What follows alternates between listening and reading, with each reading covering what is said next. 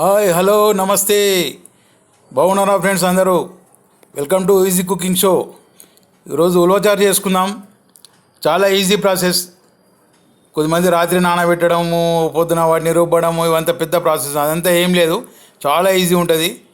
So ఉల్లిపాయలు, టమాటా, పచ్చిమిర్చి, కొద్దిగా చింతపండు, ఒక నిమ్మకాయ సైజు చింతపండు నానేసుకుంటే అయిపోతుంది. ఒక 50 గ్రామ్స్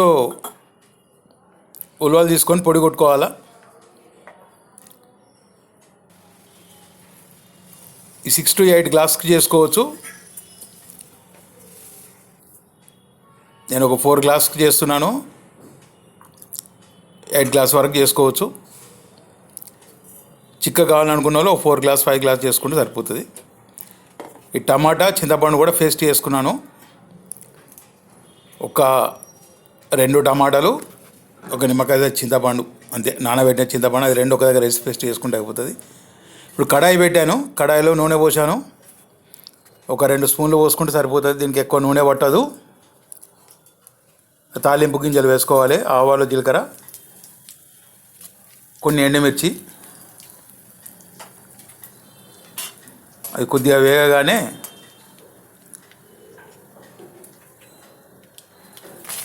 కరివేపాకు,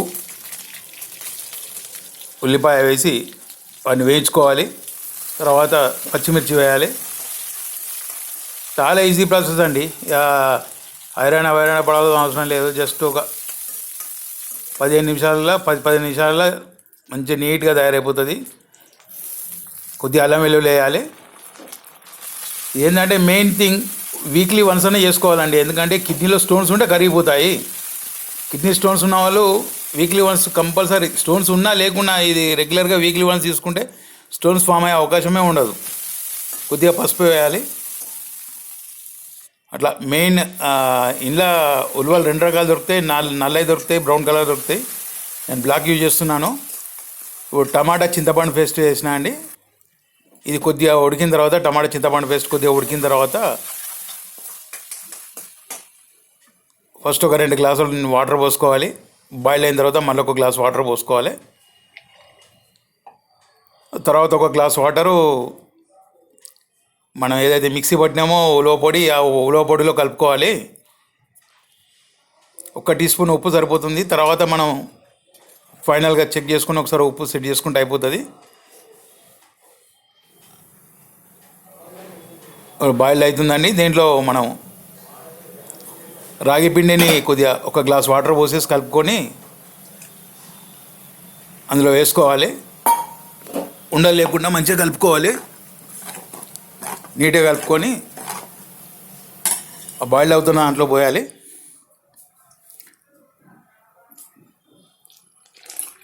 అంతేనండి. పోసి కలిపేసి మీడియం ఫ్లేమ్లో పెట్టేసి ఒక 10 నిమిషాలు వదిలిపెట్టేయండి. ఆ తర్వాత ఒక 5 నిమిషాలు సిమ్లో పెట్టుకుంటే సెట్ అయిపోతుందండి. ఈ హెల్తీ ఫుడ్ మనం తీసుకుంటే మనకు ఏ జబ్బులు రావండి. డాక్టర్ దగ్గరికి పోవాల్సిన అవసరం ఉండదు. చాలామంది కిడ్నీ స్టోన్స్ తోటి బాధపడుతుంటారు. ఈ కొత్తిమీర కొద్దిగా వేసుకున్నాను. బెల్లం వేస్తే కమ్మగా ఉంటుంది. 1 స్పూన్ బెల్లం వేసాను. మీకు ఇష్టం ఉంటే వేసుకోవచ్చు, లేకపోతే లేదు. జనరల్గా ఉలవచారులో బెల్లం వేస్తే చాలా టేస్టీగా ఉంటుంది. ఇట్లా ఉప్పు నాకు సరిపోలేదండి, ఇంకొక స్పూన్ వేసాను. ఇప్పుడు కరెక్ట్గా సెట్ అయిపోయింది. ఏం లేదండి, చాలా ఈజీ ప్రాసెస్. మీరు ఉలవచారు తోటి ఏంటంటే కిడ్నీ స్టోన్స్ ఇక మీకు లైఫ్లో రావద్దు, ఉన్నా కానీ కరిగిపోవాలి అని అనుకుంటే weekly once compulsory, weekly once or twice ulavacharu చేసుకోండి. చాలా బాగుంటుంది. దీన్ని బౌల్లోకి మార్చుకున్నాను. కొద్దిగా కొత్తిమీర వేసుకొని సర్వ్ చేసుకుంటే అయిపోతుంది. యమ్మీగా టేస్టీగా ఉన్న ఉలవచారు రెడీ అండి. ప్లీజ్ షేర్, సబ్స్క్రైబ్, లైక్ అండి. Thank you very much. ఇట్లు ఈజీ కుకింగ్ షో, మీ వెంకటరెడ్డి. Thank you.